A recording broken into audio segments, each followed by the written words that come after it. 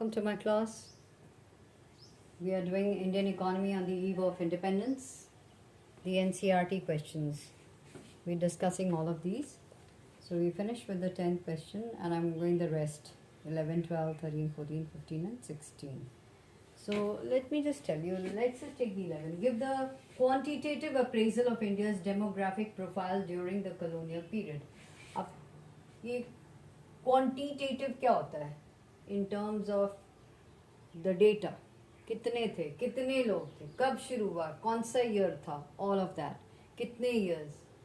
इसकी वजह से क्वांटिटेटिव में हमने क्या करा है, बता दिया कि इंडिया डेमोग्राफी का मतलब होता है कि पीक जो यहाँ पे पॉपुलेशन था उसका क्या कैसे था, किस तरह से हमने कैसी जनगणना की. तो पहला एस्टिमेशन 1981 में ऑफ इंडियन पॉपुलेशन था और उसके बाद एवरी 10 ईयर्स शुरू कर दिया गया और टिल 1921 पाया गया कि पॉपुलेशन जो था इट केप्ट ऑन फ्लक्चुएटिंग, कभी ऊपर कभी नीचे ऐसे. लेकिन 1921 के बाद ना, उसके बाद there after it went on rising. उसके बाद population has always been on the increase, population increase करता गया. Now talking about literacy level, less than 16% थी for the entire India and female की तो absolutely dismal, just 7%. Life expectancy was 44 years. मतलब हम बता रहे हैं कि डेमोग्राफिक मतलब पॉपुलेशन कैसी थी, किस तरह की थी, उसमें क्या था. क्वांटिटेटिवली मीन्स उसको मेजर करके बता रहे हैं कितना था, क्या था. और फिर इन्फेंट मोर्टेलिटी रेट जो था दैट वाज 218 per 1000.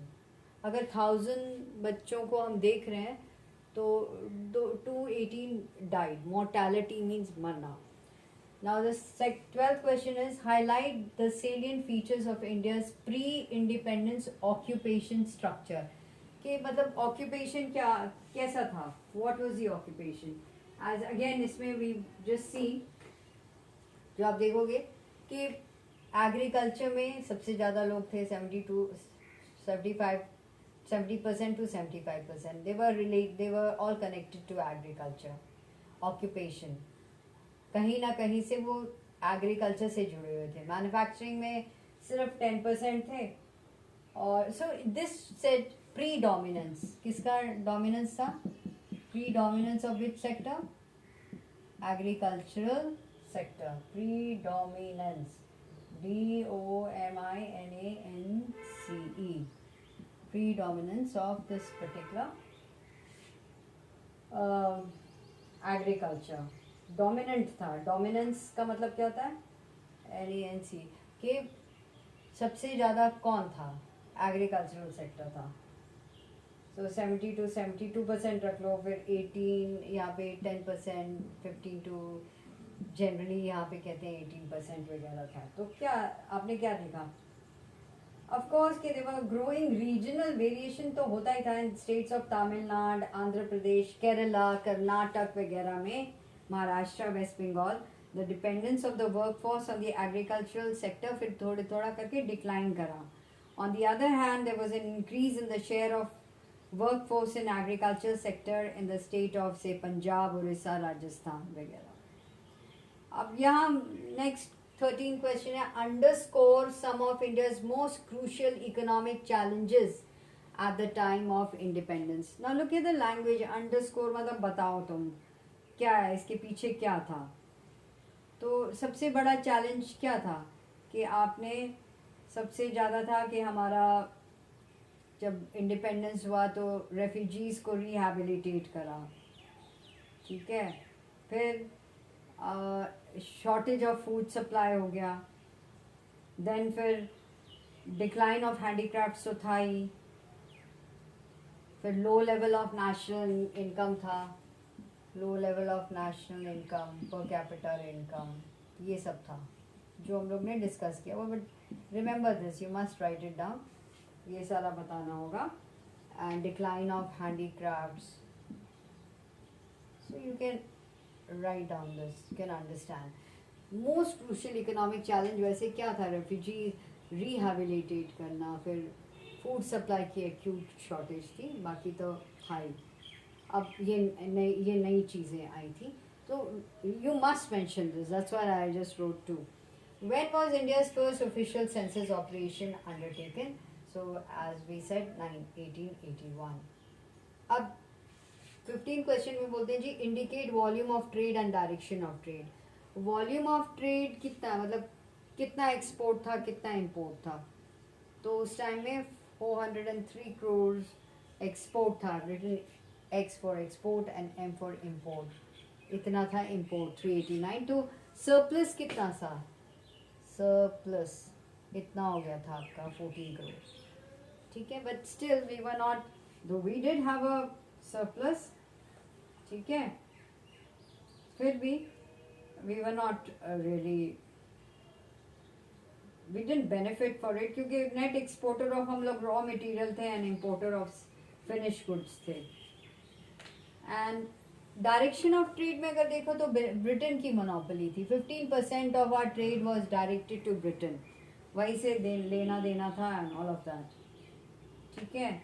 और जो स्विस कैनाल था, that connected Port Said on Mediterranean sea with the gulf of Suez, तो डायरेक्ट रूट हो गया था for the ships operating from European और अमेरिकन पोस्ट एंड पोर्ट्स, तो इससे भी हो गया।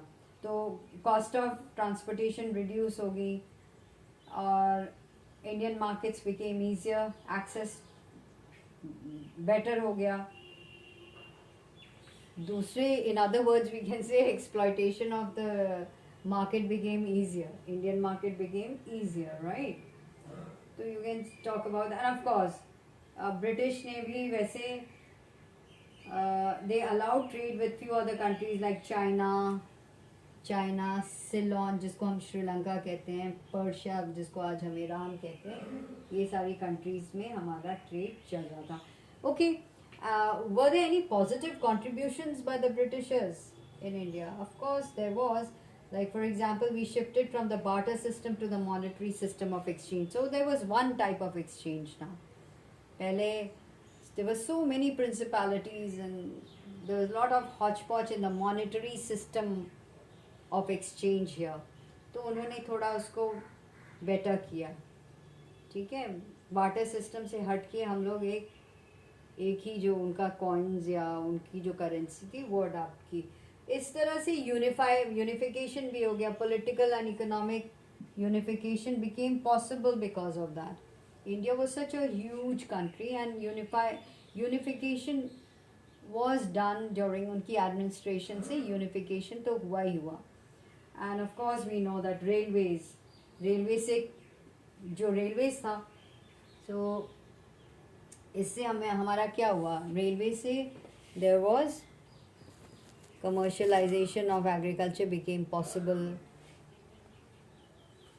ठीक है। and फिर people could go from one place to another and we tried to understand the flora and fauna, मतलब हम लोग को एक दूसरे का पता चलना शुरू हुआ।